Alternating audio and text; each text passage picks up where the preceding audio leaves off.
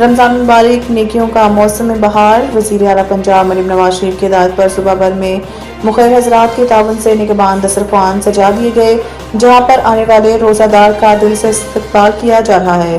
پنجاب کے مختلف شہروں میں 300 سے زائد مقامات پر افطاری کا اہتمام کیا گیا، جہاں پہلے ہی روزہ داروں افراد نے افطار کیا۔ لاہور، فیصل آباد، راولپنڈی، بھاولپور، ساہیوال اور دیگر اضلاع میں دسترخوان پر قورمہ، بریانی، روح افزا، پکوڑے، سموسے اور دیگر لوازمات سے توازہ کی گئی۔